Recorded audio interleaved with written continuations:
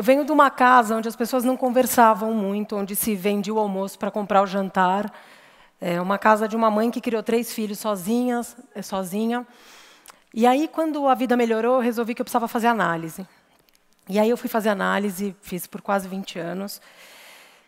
E num dia, numa sessão de análise, minha analista me contou uma história que falava de um grupo de mães, na era pré-internet, de um grupo de mães em São Francisco que faziam uma coisa que era um mural onde elas colocavam: hoje eu preciso de ajuda, eu preciso que você venha, busque meu filho, faça o lanche e deixe ele na porta de casa, sem tocar campainha, sem falar comigo.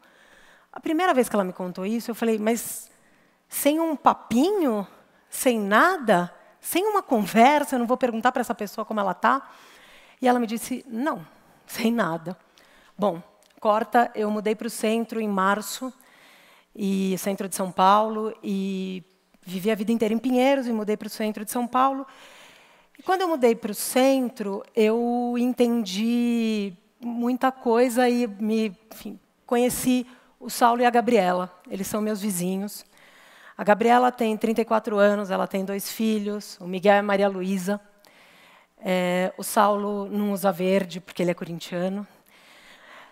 A Gabriela adora cup noodles e não gosta de comida árabe. O Saulo e a Gabriela são casados, usam aliança, adoram música. Eles têm dates às sextas-feiras. E o Saulo e a Gabriela, eles são moradores de rua, eles são mendigos. A gente chama como a gente quiser. E o Saulo e a Gabriela me fizeram lembrar dessa história de São Francisco. Porque a Gabriela me encontra de manhã e me diz, Dona Cristina, me dá R$2 para cachaça? Preciso começar o dia. Ou o Saulo me fala, ô, Dona Cristina, posso testar o Bluetooth aí com o seu celular dessa caixa de som? Ou a caixa, ele carrega muita coisa. Ele é carreteiro. E a carroça dele quebrou a semana passada. Ele falou, estava precisando soldar o eixo. E eu tenho combinados com o Saulo. A gente tem uma relação muito honesta. Ela me pede cachaça, eles me pedem cachaça, ou eles me pedem o que eles precisam. E com eles eu relembrei dessa história de São Francisco. E eu relembrei por que a gente não consegue fazer o que o outro de fato precisa que a gente faça. Por que a gente precisa sempre concordar com o que o outro precisa? E aí, por que a gente não consegue, eu te peço X, você faz X, eu te entrego X. Simples, não tem DR, não tem conversa, não tem nada. E eu não tenho essa resposta para dar. Tenho uma inquietação de olhar as pessoas, de escutar as pessoas.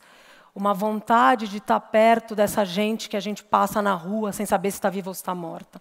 Quando elas estão enroladas naquelas cobertas cinzas, a gente passa por elas e a gente não sabe se elas estão vivas ou se elas estão mortas.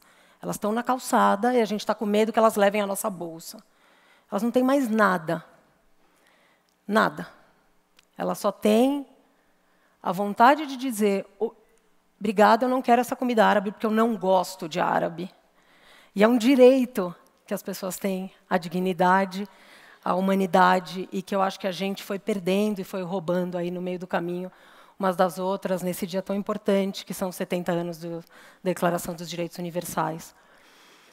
Então, a minha pergunta final é, a gente está olhando para o lado? É isso, a gente se encontra no Carnaval, olhando para o lado. Obrigada.